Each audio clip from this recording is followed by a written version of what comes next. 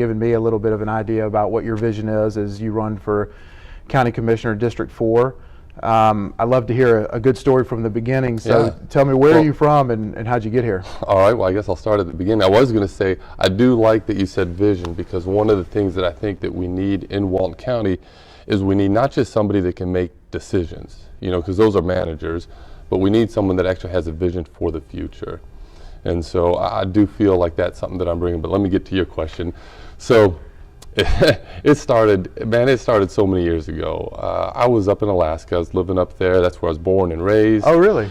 And I That's loved cool. it. I remember I told my uncle one time, I was like, I'm never leaving Alaska. So I'm sure that when I ended up down here, he's probably chuckling a little bit. But I was up there and I felt like God told me he wanted me to move to Florida.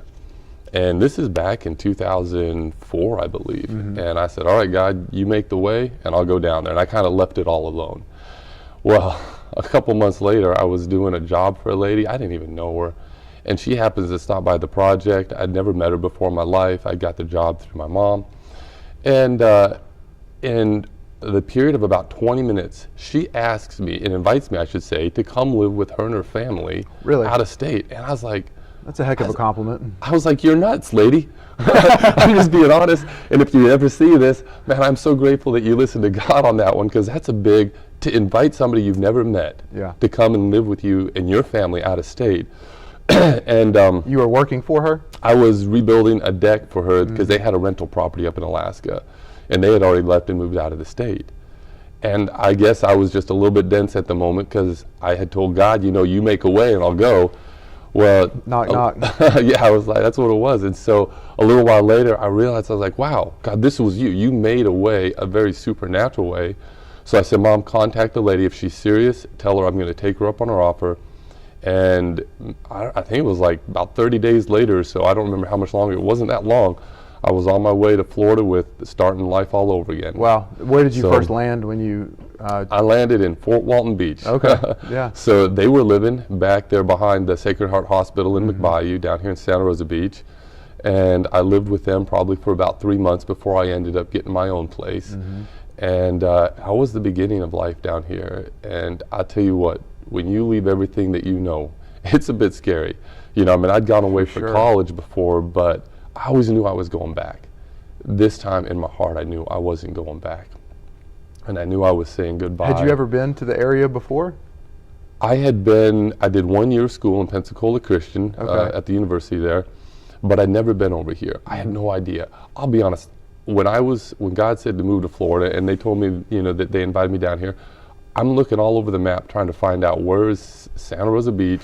And I'm thinking, I'm going to be living out in the swamp somewhere surrounded by gators. Right. And it was just like, God, I don't want swamp and I don't want gators. I'm not that guy. I want mountains. I want water, And well, God put me in the most beautiful place of all of Florida. So that's how I got here to Florida.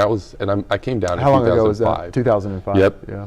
And wow, the world was really changing. It was. Around 2005. I tell you, what line of work are you in? You're a builder? Yes. Okay. And I got here just in time to buy a house. Right. Before the market crashed. So I got to lose it along with everybody else, and it was... right. But it was just the way it is. Yeah, you got to take your lumps. Yep. I learned a lot. We might be due for some lumps here soon. Who knows, right? I hope not. But I did. I learned a lot of life lessons walking through that. Going from being, I felt for a young guy being fairly well off, for a young single guy, to having to ask my folks if I could borrow money just so I could put some gas in my truck and buy some food. Yeah. So there were some difficult times there. And that's how I got down here. But one of the things that God has shown me over the years was always to wait on His timing. And a lot of times what that looks like is, He might put something in my heart, but He tells me to wait until somebody else opens the door for me. And that there's a lot of times I'm not supposed to pursue things.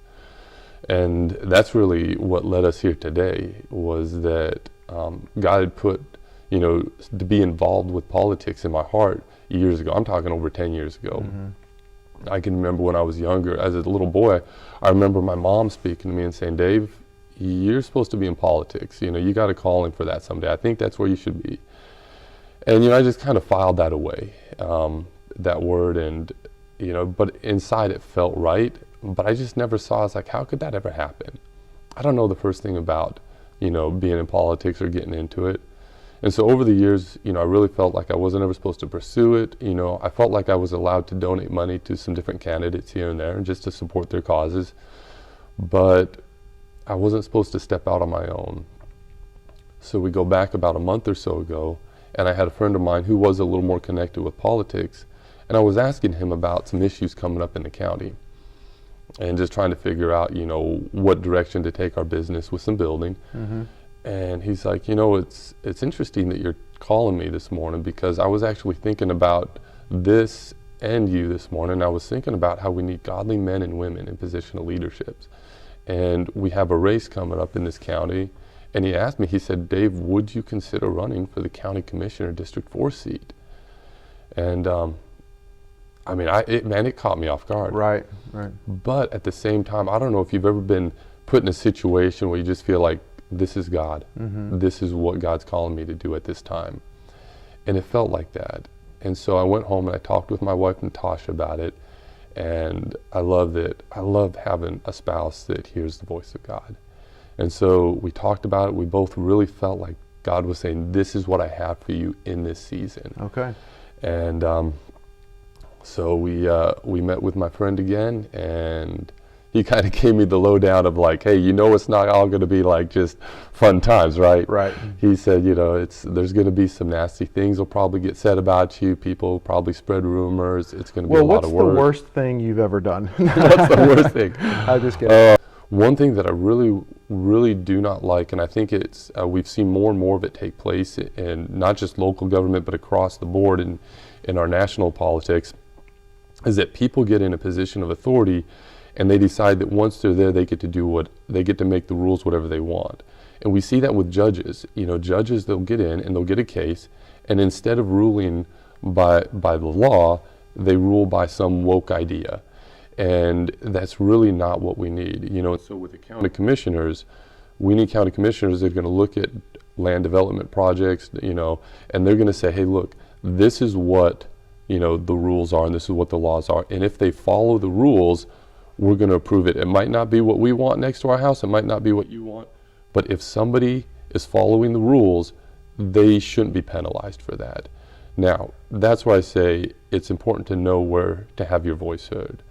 And so we don't, that's why if we don't like the way the rules are, then we need to change the rules themselves and not just arbitrarily rule. Well, that's a pretty difficult task to change the land use code rules, right? Yes. And it's really not something that we have a lot of control over here in Walton County. I mean, it's eventually something that we would have to work with the state. It is. To achieve. Now, it doesn't mean that we can't do some things. There are some things that we can do. We can affect parking issues, and we can do that. And you're right, a lot of this is stuff that has to be worked with the state. But there's no reason we can't work with the state on that. What are a few issues that were insulated from state control that we could tackle here that would improve the life of the economy or the people that live here? I mean, there's a couple of metrics that you could talk about, because if it improves the economy, I'm not so sure that would be so great for the people that live here, depending on what type of improvements you're talking about. I mean, do we need more tourists, coming to the area to increase bed revenue tax? Just as a side example. Yeah. So I had a business professor in one of my classes once taught me this principle, and he said there's a misconception that you can maintain in business, but he said the reality is that a business is either growing or it's dying. And that's not just a business principle. It's a principle that we can apply across the board for a lot of things. Now, it doesn't mean that we need to have uncontrolled growth, but we do need growth. It is healthy. It's good for the people. We, I look at ourselves and I say, at some point, somebody made room for each one of us here in this amazing place. And we really should do the same, to make room for the next person. But the question is, how do we do that and not lose the beauty? What's the ceiling capacity of the next person? I mean, at some point in time, isn't there just too many people for the geographic area? Yeah, as that happens, we'll see that the population will do what it's currently doing, and it will start to spread north. and the people, people that don't want to live as close to other people or as close to vacationers, they will start to either move north, or the vacationers will say, it's too crowded, we're not going to come. So the economy will balance that out depending on who wants to be here, who doesn't. Now, with that being said, there will be people that want to be here that don't want anybody else around, that aren't going to, it's not going to work for them. The only way you can do that is if you don't want someone living next to you, you got to buy the lot next to you. You got to own it. You can't buy your place and then tell the person next to you what they can and cannot do. Right. As long as it's within, following the laws.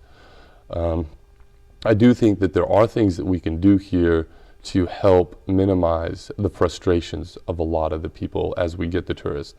And we have to remember, every tourist that comes here, on average, they spend over $1,000. They're the ones that are paying our bills for the most part, for a lot of our county bills.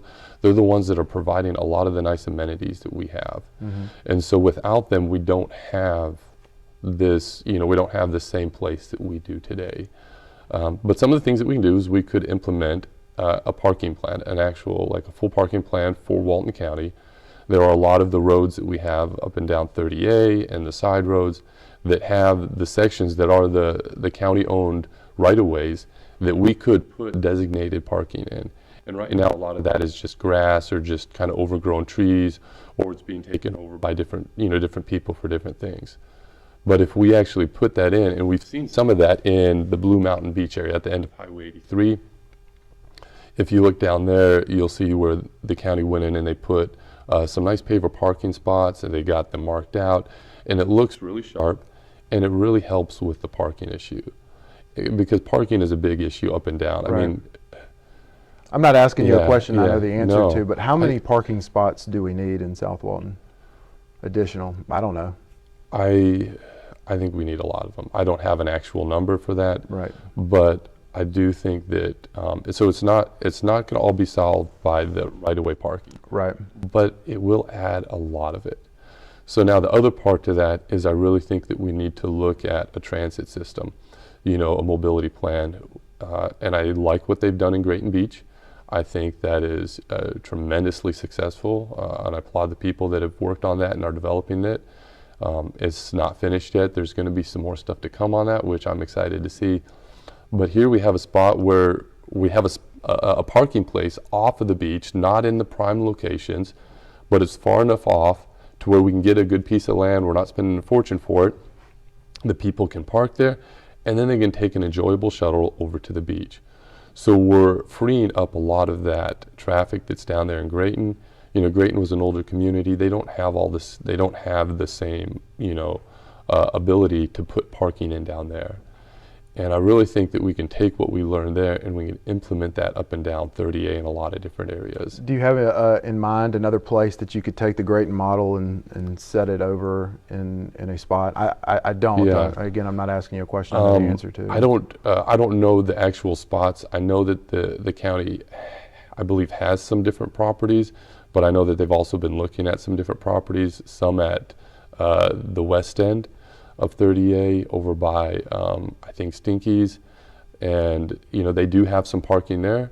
And the parking at the west end is typically better than the parking at the east end. And in the past, nobody wanted to go to the west end. The east end was always the prime spot. But right. Now, as we're talking about, the traffic has gotten worse. People are saying, hey, I think I would rather live at the west end, or I'd rather go to the beach at the west end. Why? Because you can get down to the beach. You can get access. You have some public parking spots.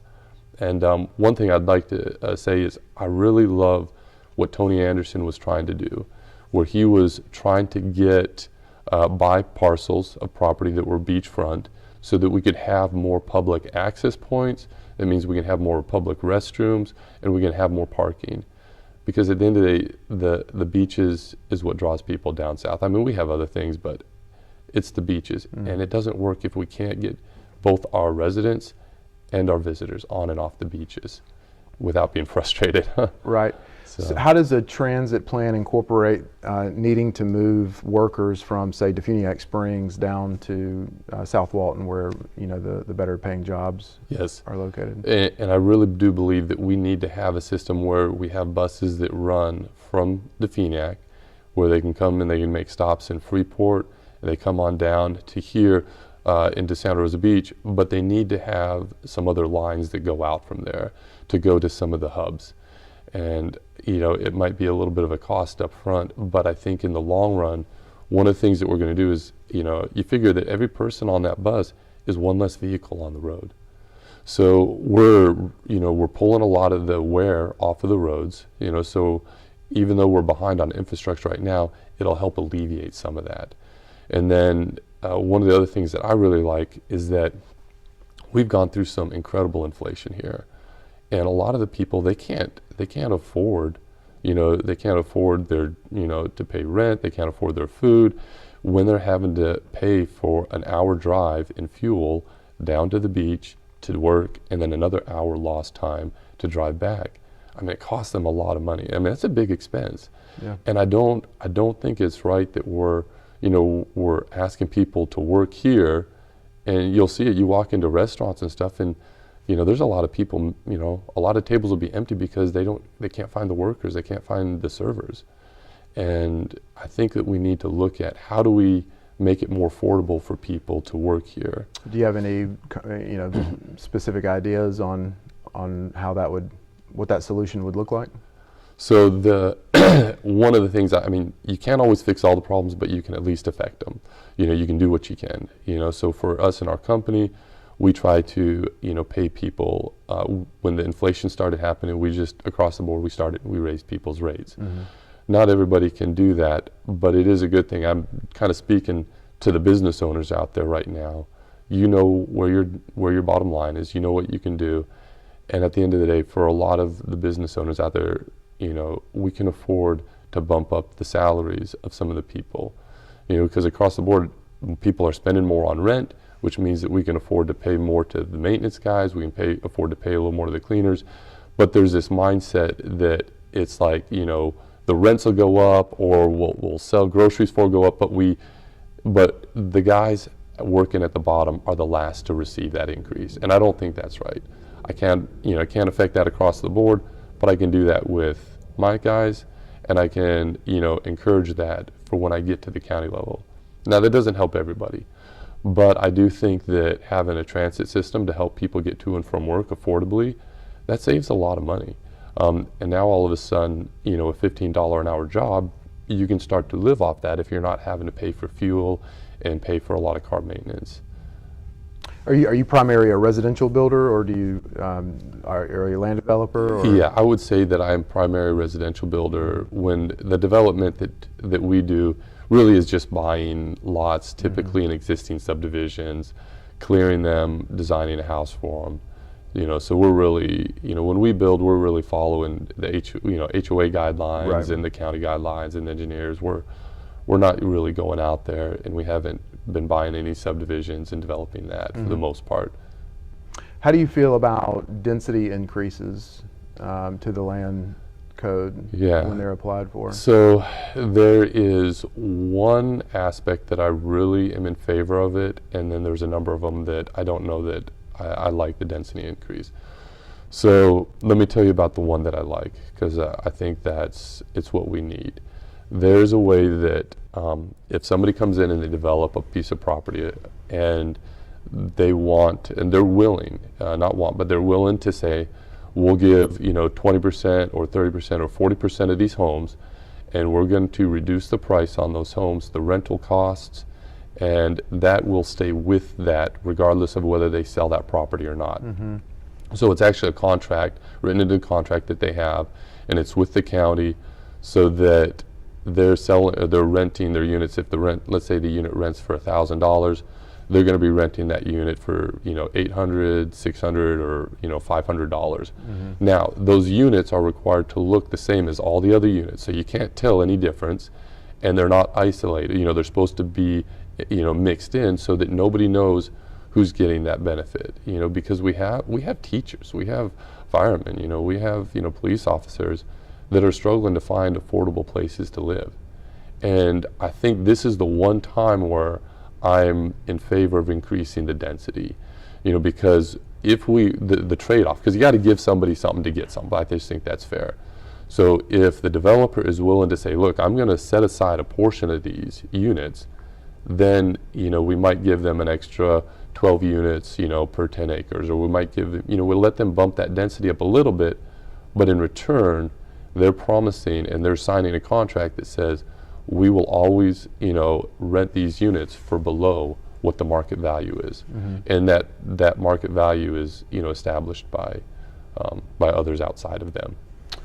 Yeah, my worry for South Walton is that impact on the attainable housing issue is not great enough to offset the I don't want to use the word damage too dramatically, but the damage caused by increasing, say, 2 units per acre to 17 units per acre in an area where there's just not much developable land left, and we're just kind of cramming people into that area. Now in Freeport and Defuniak, I think there should be a heavy push to develop as much housing as possible.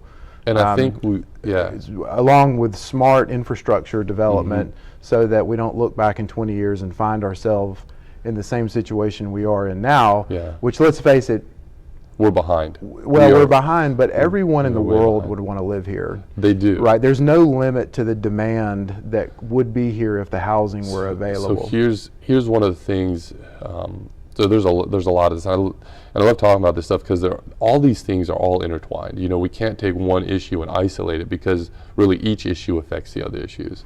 Well, let's talk about a real specific issue. Yeah, let's do that. The 68 acres on Highway 98 that the owner of that property is in contract with a developer to sell the land. And in part of that contract, the developer's coming before the county and saying, hey, we're at 2 units per acre. We'd like to be at 17 units per acre. They're making some concessions. They're not going to build all 17 units per acre. And they're doing exactly what you've suggested, which is making 20% available through some sort of rent control to workforce housing. Now, when you look at the numbers, it's still a pretty sizable chunk for those units. It's not $800 a month. It's more like $1,800 a month, right? And for a 2-bedroom, so it's still expensive. But and it will be a great development. If the developer were to develop these units, it would be a very successful apartment complex.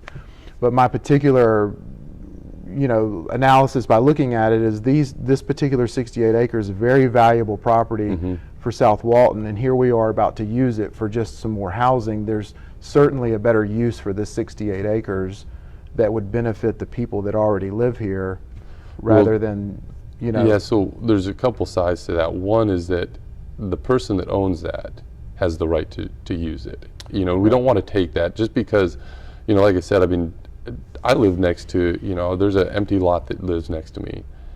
Man, I would love it if nobody ever built on that. But just because I enjoy the empty lot and the neighbors around me enjoy the empty lot doesn't mean that we have the right to take that and do what we want with it. So the current zoning is 2 units per acre. They are coming before the people of Walton County and saying, hey, people of Walton County, can we now do 17 units per acre there? So and I think the county commissioners, they need to look at that, and they need to weigh what the benefit to the community is versus what the cost to the community is. I know on one of the benefits that people have, one of the complaints that people have is like they're going to put more people on the road. But the reality is that the closer that you can get people to where they work, the less they're on the road, because the jobs still have to be filled. Now, if the jobs are filled by people that live in Defuniak, we're going to have to pay those, those wages are going to have to go up $2 to $3 an hour more to cover the extra 2 hours of driving time. But we're also putting that many more people on the road, and if you think about it, so if you can put somebody in, let's say, one of those units, and they live a mile from Publix, and they're going to work there, now they're going to spend 1 mile on the road to work, 1 mile on the road from work. So they're just spending they're putting 2 miles of road use a day to go to and from work. You put that same person up in Defuniak, and now I don't remember what the actual number from Defini. I think it's about 30 miles. So let's call, by the time they get to their Publix, Right. 35 each way. So now instead of doing 2 miles of road use each day, we're using 70, which is a substantial increase on our, in strain on our infrastructure that's already strained. So we have to look, and people are like, well, I don't want them here because it's gonna, they're gonna put more. We don't have the infrastructure, but people are gonna come here to work, or they're gonna come here to play. They're coming through here no matter what. So the Right. goal is, how do we lessen the time on the road? How do we, while we increase the infrastructure? That particular project that you're referring to. Everything around yeah. it is owned by St. Joe or the state of Florida. So it's less to me about whether or not, we're keeping people out of the area, Yeah. and more about what is that 68 acres best used for the people that already live here. And I mean, I'm not anti-development. Yeah. I'm very pro-development, but I don't think housing is the thing that we should look at first for development in all cases. We need some commercial services. We do. And I would love to see that 68 acres develop into sort of a more of a 30 Avenues type retail, or even, what's the road down the street that's the industrial park where Which Idle Hounds and I love that. The problem is that we don't have, right now we're struggling with workers. And so we have, in the economy that we have down here, we have this imbalance right now where we have all these great jobs and restaurants, places that people can work, Yeah. but we don't have workers. We don't have people to work. I'm just so worried there's not enough land in South Walton to really affect that issue. You've got to look in Freeport Which if you're we going do, to yes. if you're going to really bring a workforce to the community. 50 units here, 60 units there in South Walton, I don't think really solves the overall problem. And my concern is that because there's such high demand, those units will sort of get gobbled up by that's where so Terramar was supposed to be this way, right. but it wasn't. And the problem, so I was asking about that. I was doing a little research, and the reason Terramar wasn't that way was because they forgot to sign the contracts. So they said it was going to be affordable housing, but because nobody ever made sure that they signed the contracts, as soon as they were done with it, they were able to sell it, and it didn't stay with the property, Right. and the prices went up. Now, if somebody had been paying attention, and we both know contracts are incredibly important. If we're going to do something, we got to put it in writing. And somebody on that one should have been in a lot of trouble to allow that big development to go on with that, with that density, without having them sign the contract that actually says they're going to do what they're going to say they're going to do. Because if they did, there would be a number of those units in there that would be renting at $500 to $800 less per unit Right. than what they currently are. And I'm telling you, $500 to $800 less a month really is a life changer for a lot of people.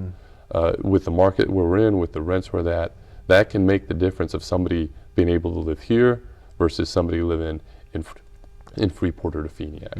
And now, like I said, we're not going to get everybody, but if we get 50 here and we get 30 over there and we get 100 over there, it's not going to solve all the problems, but it does make a difference. It is a start. And you're right, we do need to also to be developing stuff in Freeport. Freeport's going to continue to grow. It's going to continue to expand. I don't think most people realize how big Freeport is going to be. I agree with you. I mean, really just look at Niceville. I mean, that's probably the It is going to footprint. be huge. Yeah, I think that's a good comparison. And with that being said, it's you start looking at Blue Water Bay in Niceville, and it's like, well, it's also gotten expensive, and a lot of the affordable stuff has been pushed out of there, and it's no longer the affordable. And that will continue to be the case because everyone in the world wants to live here. It is, and that's the curse of living in probably the most beautiful spot on the planet. Well, what's wrong with keeping things exclusive? It's keeping things exclusive is wrong when it means that we're taking the rights from somebody else. If we're not taking those rights, then I think let's keep them exclusive. Yeah, well, I agree with that. It's like the border issue. We should have solid borders, and we have people coming and going that shouldn't be coming and going. But but they don't have that legal right to the property. They're not the property owners and the U.S. citizens. You know, in Walton County, we have people that own their properties. And this is where I'm really a strong believer that we have to protect property rights. We have to protect people's rights. I do not like the government stepping in and taking authority where I don't think they should. And I think that's one of the things that I like to stay away from.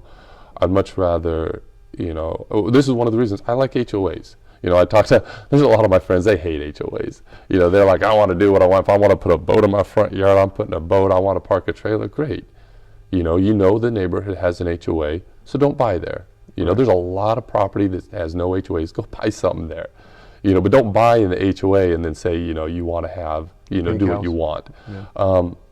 And so that's, you know, the HOA on a smaller level, and I love it because if you want to be in a certain type of area, you can go there. If you want to be in a 55 plus community, you move into one of those HOAs. You know, if you want to be in a place that's, you know, super manicured, you move into a HOA that has that. But what I don't like is for someone to move into a place where there isn't an HOA, so to speak, and then everybody around them start telling them what they can and cannot do, you know, when they are within their legal rights. And so that's my concern when it comes to us telling other people. Now I will say on your part that like you said, that acreage is 2 per, you know, or that development right now it's currently zoned for 2. And so that's one where they don't have a right to the 17. Correct. So we have to separate. They don't have a right to the 17. What they need to do is they need to make this deal so attractive to the county that it's like, this is an obvious benefit to the county. And I really feel like that's where, as a commissioner, we need to look at it that way. We say, all right, I see what you're trying to do here. You might have the best heart, you know, best intentions, but I want to make sure that this is a good deal for the county. So, you know, if we're going to let you have 17 units per acre, I need to see, you know, what your plans are in writing, that it's going to really be a good benefit. And they've attempted to do that around the premise that they're going to offer this attainable workforce housing. You know, I know it's needed. You know, I know it's needed. Yes, but it is. But again, it's kind of like the parking spot question. How much affordable housing do we need to solve the problem? And nobody really knows. And the number's so big that, you know, I don't think that exchanging potential developments for that 68 acres in order to get 80 units that fall, you know, 20% above the average median income, which is, to me, so there's different levels barely on that. affordable. There's the 20%, like I said, there's the 80%, or there's the one where you knock 20% off, 60 or 40% off, 60% off, or 50% off. I forget how the numbers lay out, but I was looking at it, but we don't have to just stick with that. And I know on the south side, because they had the two sets on that particular development, and on the south side, they were offering really steep discounts on that, to all the way down to half of what the average rent is for the area. I might be mistaken, and someone correct me if I am, but I don't believe they had a developer's agreement for the south side, that it was sort of a lot of, in principle. Well, then that's where we say, look, if you want the north side, we put agreement, we do an actual agreement, because we're not going to give you the majority, you know, and then have this get sold off to somebody else and not get it. And I believe the developer agreement in place, again, was only for a 20-year time period. Okay. You know, so it could be that Terramar did sign contracts. I don't know this to be the case, but that they expired, and you know, and then something. Yeah, the person that I asked, and they could have their information wrong, but the person I asked said that they did not sign the contracts, and that somebody let it through. Seems like a big mistake. Yes, it is. It's a huge mistake, because, you know, even if we only had another 5 years of it, but you know, for 5 years plus the last, you know, 15 years, we could have had a much more affordable rent to offer to many people in the community. So, you know, it is, a lot of those are 20-year time periods. It's not a permanent, you know, it's not a permanent fix, but it does help during the time, you know, for a while. You know, you can't solve world hunger, but you can feed the guy next door. So so how to many speak. how many folks do you employ at your business? We're a small company. Well, there's I think there's Handful. there's 5 of us. Good deal. Or I'm sorry, 6 of us. Yeah. Yeah. Well, that's awesome. I know it's a challenging market to be building with labor and material shortages and that sort of thing. Yes, it's you know, it's one of those where you've got to constantly be able to change your game plan. Right. You know, where you get it all scheduled out, and then all of a sudden you get a call saying, "Hey, this isn't going to show up for another 4 months." You know, and it's like, well, what do we do? You know, and so we've got to we're constantly kind of changing and rescheduling and coming up with creative ways to keep things moving forward so that it doesn't cost our, you know, customers more time and money. You know, that's one of the things that I think a lot of people don't realize is that every day projects sit there, it costs somebody money. Mm-hmm. And so it was one of those things that I really explained to my guys, because we were building some houses for some investors. You know, they had some rentals. And I said, look, you guys got to understand, each day that this house sits here, it costs the guy that we're building, you know, $100, $200, $300 a day.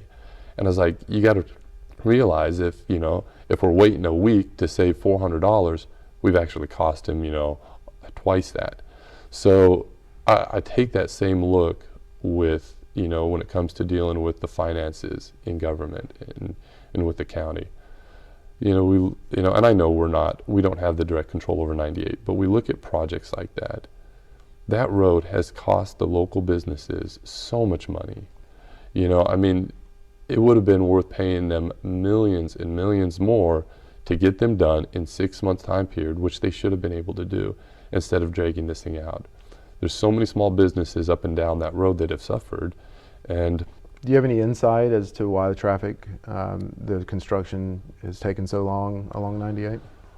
I've been told a couple things, but I don't have really accurate information, so I wouldn't want to comment on what I feel is reliable speculation. But again, I think a lot of that, I will say, I do believe comes back to contracts, and with somebody not paying attention to contracts once again. You know, that's one of the things that, you know, in my industry is very important. You know, we have to look at the contracts. We have to understand what's in it, because we got to make sure that the customer gets the right stuff. We got to make sure we hit the timelines. We have to know, you know, whose responsibility is to do what. And when we have government contracts, we've got to know, you know, what are the penalties if they're not done on time. You know, are we going to have extra charges, you know, for rain days? Are we going to have extra charges for every day that they have those cones sitting out there? My guess is that whichever company is doing that road work is probably making quite a lot of money for every day those cones sit out there. You know, it's something that, you know, large contractors write into their contracts. And if you're not a contractor and you don't understand, you know, contracting and how these work, you could let that slip through and not realize it, and then all of a sudden, we as the county are on the hook for this. And I know that one was state, but stuff like that really needs to be looked at a lot closer. Well, I'm not sure how the apparatus of the county interfaces with the state, but I have a feeling that calls can be made. A ball's being dropped somewhere between the interaction between the county and state. And I don't want to, say anything negative about anybody, but that's the excuse or the reasoning that's given a lot of times is, well, that's a state issue and we just don't have anything, we can do about it. Well, I mean, let's try to do something about it.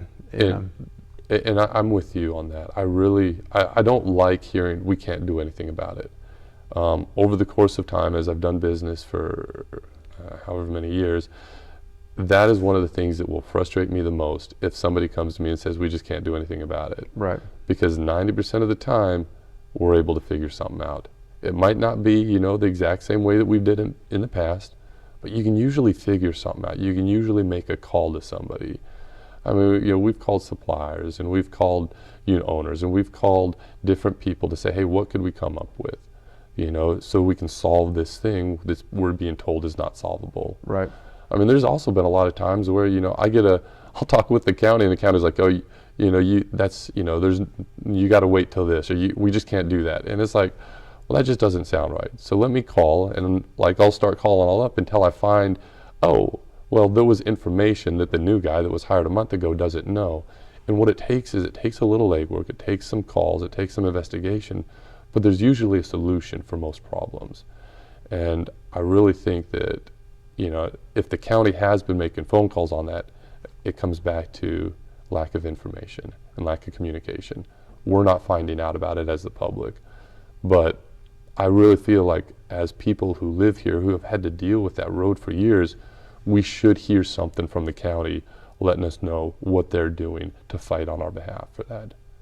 Well, before we wrap up, what are you doing campaign-wise? Have you got any events scheduled, or are you making the rounds to the HOAs? What's your overall strategy there?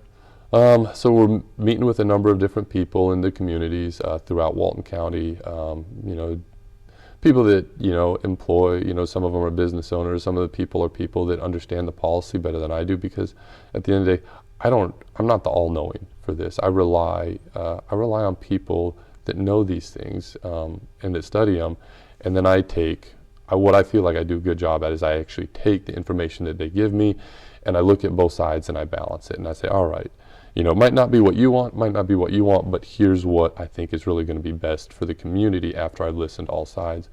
So I've been meeting with different people that have some really good insight on a lot of the different policies and a lot of different issues going on.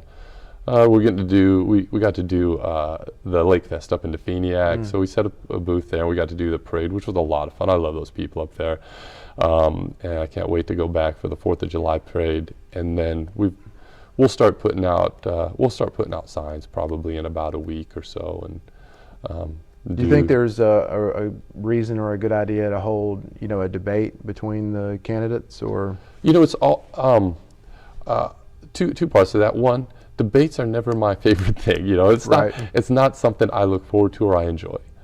But with that being said, I think it's good for the public. It's good for the people. And I'm not doing this because this is something that I physically that I enjoy.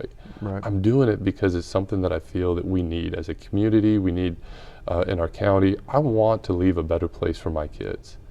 And so, you know, it's not really about what I like to do and what I want to do.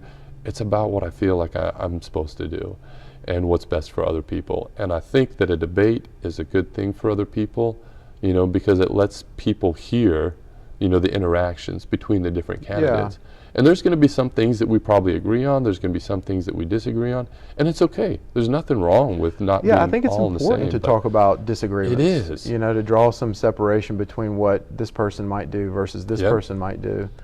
You know, we live in an information age, and it frustrates me, the gridlock that our government on all levels seems to be experiencing.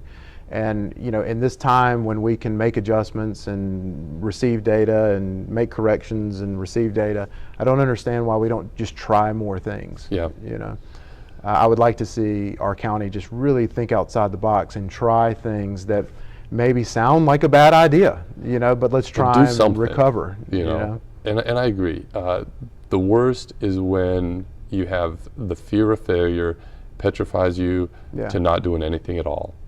And that is the worst thing.